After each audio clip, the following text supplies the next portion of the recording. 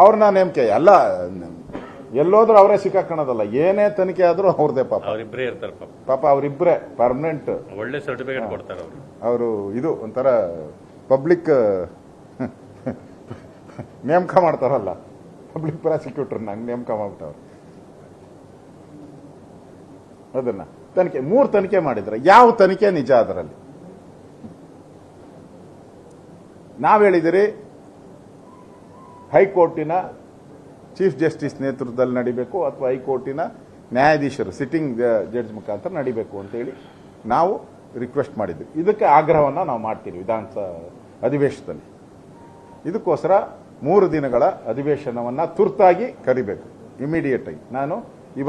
ನಾನು ಮತ್ತು ನಮ್ಮ ಛಲವಾದಿ ಇಬ್ಬರೂ ಕೂಡ ವಿಧಾನಸಭಾ ಅಧ್ಯಕ್ಷರಿಗೆ, ವಿಧಾನ ಪರಿಷತ್ತಿನ ಸಭಾಪತಿಗಳಿಗೆ, ಮುಖ್ಯಮಂತ್ರಿಗೆ ಪತ್ರವನ್ನು ಬರೀತೀವಿ, ಬೇಗ ಕರೀರಿ ಅಂತ. ಸರ್ಕಾರ ಮೀನಾವೇಶ ಎಣಿಸ್ತಾ ಇದೆ. 5 ಲಕ್ಷ ಕೊಡ್ತೀನಿ ಅಂದ್ರು, ಆಮೇಲೆ 10 ಲಕ್ಷ ಮಾಡಿದ್ರು. ಈಗ ಮಾನವ ಹಕ್ಕು ಆಯೋಗ ಹೋದ್ಮೇಲೆ 25 ಲಕ್ಷ ಆಗಿದೆ. ನಾವ್ ಹೇಳಿರೋದು 1 ಕೋಟಿ ಕೊಡಿ ಅಂತ.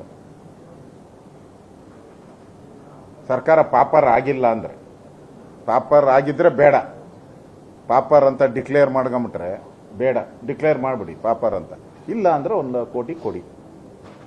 ಅದನ್ನು ಮೀನಾವೇಶ ಎಣಿಸ್ತಾ ಇದ್ದೀರ. ನಾವು ನಮ್ಮೆಲ್ಲ ಶಾಸಕರ ಜೊತೆ ಇವತ್ತು ಚರ್ಚೆ ಮಾಡಿದ್ದೀನಿ.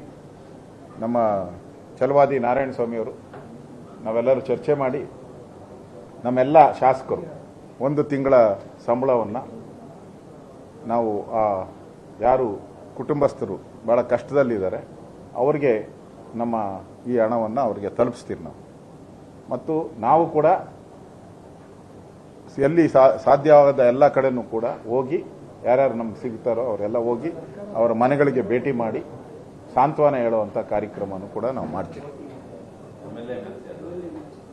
MLA MLC 1 ತಿಂಗಳು 1 ತಿಂಗಳ ಸಂಬಳವನ್ನು ನಾವು ಕೊಡೋದು.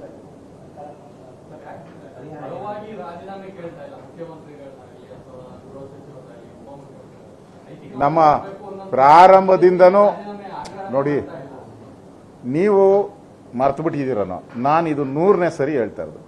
101 ಟೈಮ್ ನಾನು ಕೇಳ್ತಾ ಇರೋದು.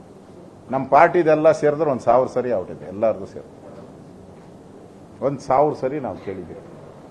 ಕುಮಾರಸ್ವಾಮಿಯವರು ನನ್ಗೆ ಗೊತ್ತಿದೆ ನೀವೇನು ಕೊಡಂಗಿಲ್ಲ, ನೈತಿಕ ಹೊಣೆ ಆದಾದರೂ ಕೊಡಿ ಅಂತಾನು ಹೇಳಿದ್ದಾರೆ. ನೀವು ಬಂಡ್ರಿದ್ದೀರಾ, ಕೊಡಿ ಅಂತ.